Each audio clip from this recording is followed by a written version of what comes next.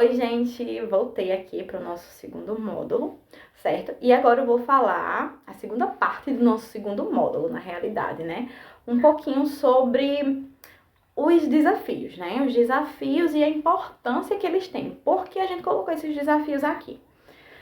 O primeiro desafio da nossa semana, da nossa segunda semana, é reduzir o consumo de óleo. Por que reduzir o consumo de óleo? Acredito que a Beatriz já falou um pouquinho, né, sobre os malefícios que o excesso de óleo traz, mas aqui eu vou falar novamente. O consumo excessivo de óleo, além de aumentar a questão calórica de uma forma muito grande na nossa alimentação, porque cada grama de gordura possui 9 calorias, gente. Carboidrato possui 4, proteína possui 4 também, porém gordura possui 9. Então imagine aí aquele frango frito ensopado de gordura, ou aquela carne super gorda, ou aquela batata que você gosta de fazer, batata frita. Imagina aí como elas não ficam super calóricas, né?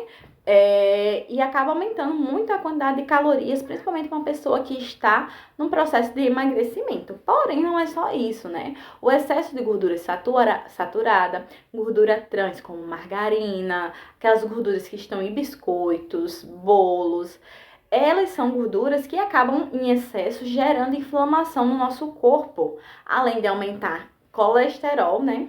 E aumentar os riscos de a gente desenvolver doenças cardiovasculares, certo?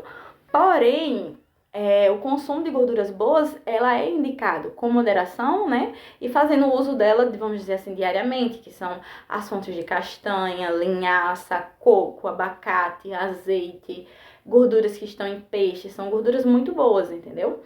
Mas o excesso de gordura, de forma geral, ela não é interessante, principalmente esse tipo de gordura, que são gorduras que a gente usa para fazer fritura, gorduras que estão presentes em biscoitos, bolachas, em carnes muito gordas, né? Então, assim, o interessante é que a gente reduza esse consumo.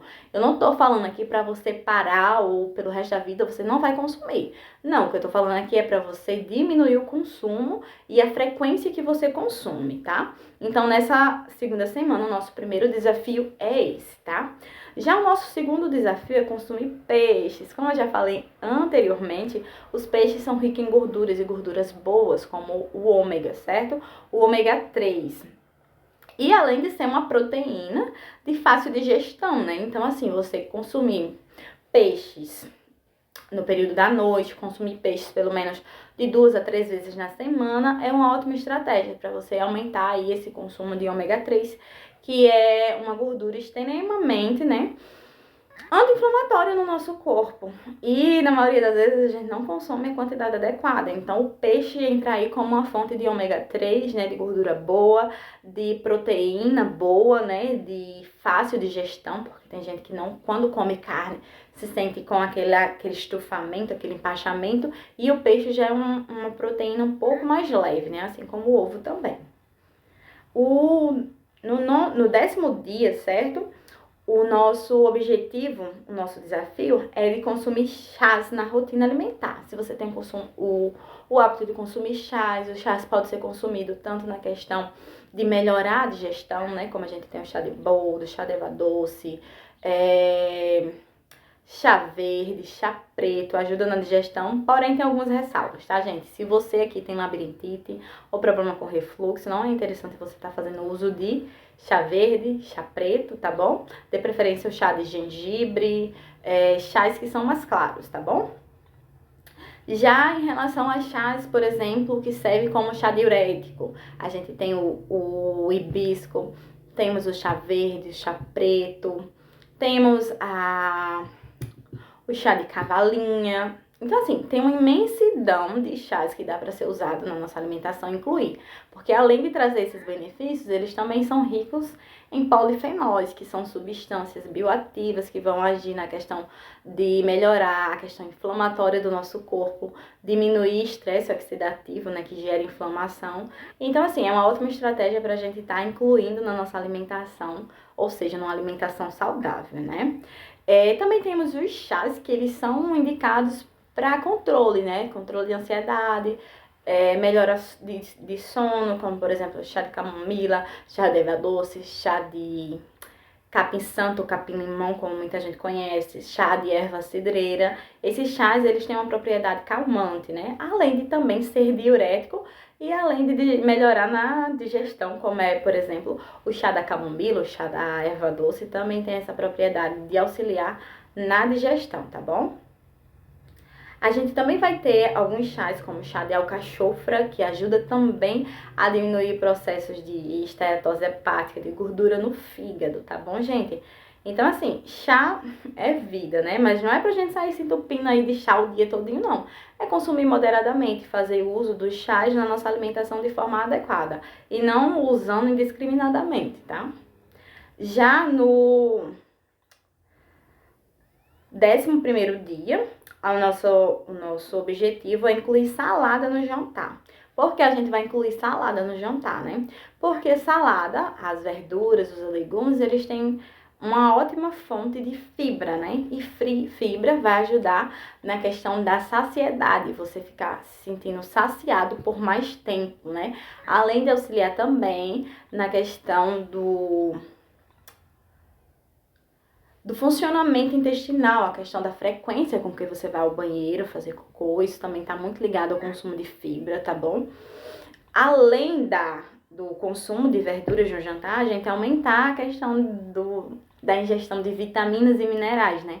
A gente não tem tanto costume de consumir verduras no jantar, a gente tem mais costume de consumir no almoço, mas não há problema de a gente consumir no jantar também. Então a minha dica é, comecem com o que vocês têm em casa. Tem uma alface, tem uma tomate, dá pra colocar alface, dá pra colocar tomate? Dá. Então vai colocando o que vocês gostam, até vocês pegarem gosto pela coisa e realmente tá consumindo aí salada. Vocês podem consumir elas, por exemplo, tanto a salada crua quanto a salada cozida, certo? No caso, legumes, né, cozidos, quanto as verduras, as folhas cruas, também entram aí nessa questão de consumir salada, tá bom? Aí a gente tem aqui consumir 3 porções de frutas ao dia, tá bom, gente? É um desafio aqui do 12º dia, que essas porções de fruta, a gente sabe que as frutas, elas são riquíssimas em vitaminas e minerais, certo? E essas vitaminas e minerais, elas são importantíssimas para o bom funcionamento do nosso corpo, tá bom? Então, assim, quais são os alimentos que são ricos em vitaminas e minerais?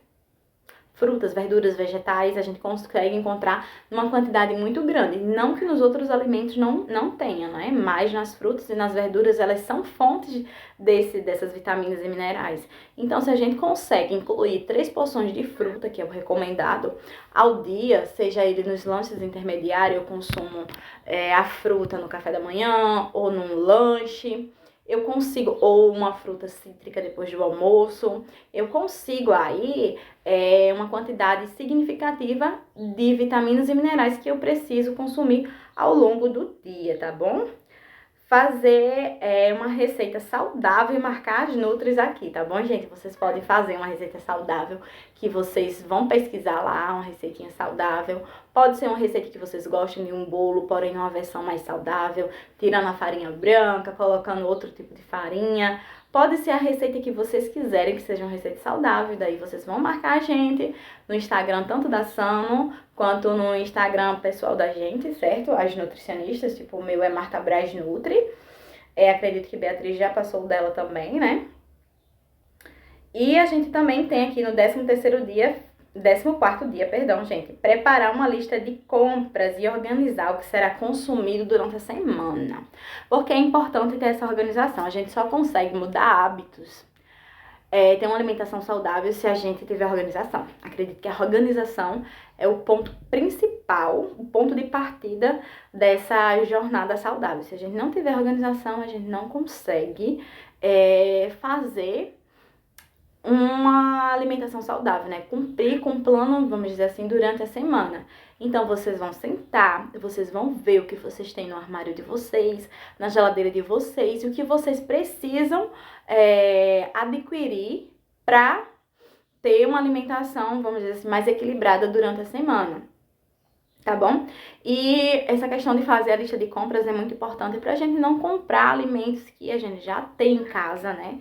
E assim a gente evita desperdício, pra gente saber as quantidades de alimentos que a gente vai comprar, o que a gente já tem na nossa despensa, o que é interessante comprar e o que não é interessante comprar. É importante também para quando a gente chegar no supermercado, a gente tem economia. Porque às vezes a gente vai entrando e vai botando as coisas no carrinho e a gente às vezes coloca coisas que são desnecessárias e esquece de colocar as coisas que são necessárias, né? E acaba saindo do supermercado e vendo que o que a gente planejou para gastar foi o dobro do que realmente a gente gastou, né? Tipo, a gente gastou o dobro do que planejou na realidade. Então, a lista de compras vai ser essencial e é um dos últimos desafios dessa semana. Acredito que vocês vão conseguir cumprir, sim, esses desafios. E lembrando que eles são cumulativos, certo? E outra coisa que eu lembrei agora, perdão, lembrar de anotar todas as dificuldades que vocês tiveram durante a semana, certo? Lembrando também que vocês podem tirar as dúvidas de acordo com os dias, né, que o grupo tiver aberto e os horários que o grupo tiver aberto, que eu ou a Johanna ou a Beatriz, a gente vai responder essas dúvidas de vocês, vai dar assistência, mas é importante que vocês identifiquem quais as principais dificuldades, as principais dúvidas e aí anotando num papelzinho para não esquecer, porque às vezes acaba passando batido e a gente esquece de perguntar, esquece o que ia fazer, né, na realidade, então isso é muito importante. Então, gente, por hoje foi isso, certo? Então, na próxima semana, vocês vão estar aí com a Johanna, que vai falar um pouquinho mais com vocês no nosso terceiro módulo, tá bom?